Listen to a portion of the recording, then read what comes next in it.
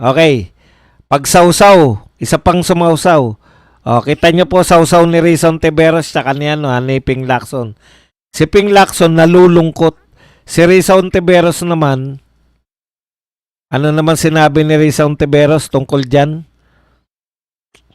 Nasaktan naman. Panay kayo drama. Ang tanong, ano gagawin nyo bilang senador? Ipatitigil nyo ba? Pipigilan nyo ba? Gagawa ba kayo ng resolusyon? Maghahain ba kayo sa Supreme Court? O mema lang? Kasi coverage.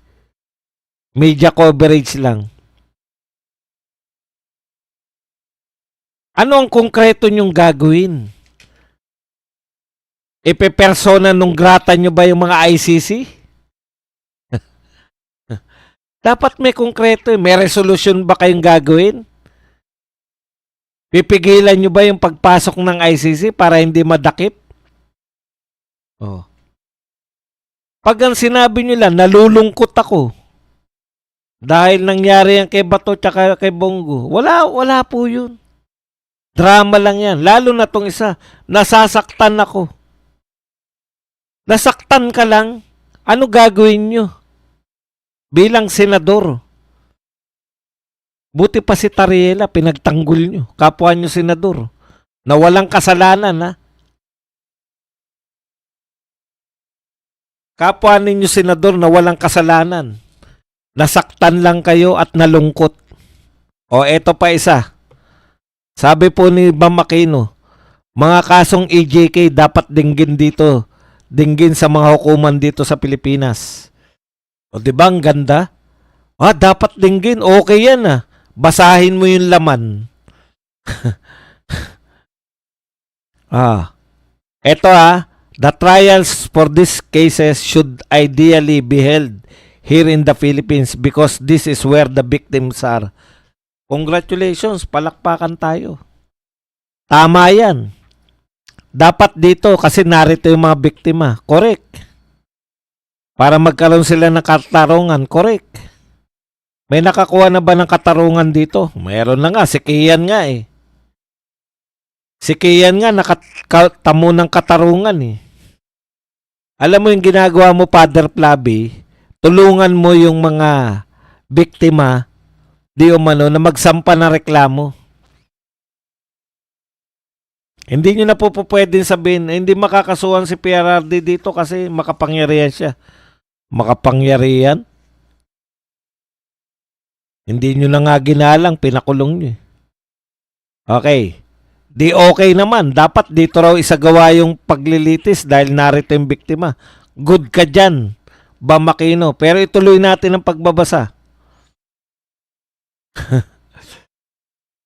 Ayon kay Aquino, mas magiging makahulugan ang paghanap ng katarungan kung dito mismo sa lugar kung saan naganap ang umanong mga krimen, isasagawa ang proseso. Correct! Galing mo talaga, Bam. Bilib na bilib ako sa'yo. Ang galing ng mga sinasabi mo. Tuloy natin ang pagbabasa. Baka naman may gagawin siya. Diba? Lahat po kasi yan magagaling magsalita. Kaya nga nananalo yung mga yan eh. Anong gagawin natin, Bam? Sige na, sabik na kami. Gayon man, patay tayo dyan, may gayon man. Alam niyo na ibig sabihin pag may gayon man, tuloy natin. Gayon man, nilinaw ng senador na iginagalang niya ang kasalukuyang proseso sa ICC na nakabase sa The Hague, Netherlands. Agoy! Igagalang rin pala yung mga ICC. So ano yung mga sinasabi mo na dapat dito? Wala lang, dapat dito. Pero wala tayong magagawa. ICC yan eh. Yan yung problema. Yan yung nakakasakit sa tuktok namin eh. Mabuti pa maglito lapid na lang kayo lahat eh. Manahimik na lang kayo kasi wala naman kayong tulong. Kinagamit nyo pa yung issue para magbida-bida. Nagpapabida lang kayo. Ang gusto namin makita, ano yung aksyon ninyo bilang senador. Meron pong mga senador na posibleng dakipin at dalhin sa ibang bansa. Oh, si Lacson, nalulungkot ako. Si Rizon Tiveros, nasasaktan ako. Nasaktan ka? Bakit? Anong ginawa sa'yo? Ba't ka nasaktan? Warak ba? Walang katotoran. Nasasaktan ako. Nalulungkot ako. Ito namang isa, ang ganda ng sinabi. Dapat dito yan. Pero, ganun pa man, ginagalang ko yung ICC. Yung dapat sa kanya, pangarap lang. Wala silang gagawing hakbang, kundi malungkot,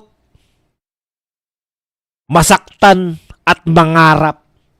Mga PI kayo, wala kayong mga silbi lahat.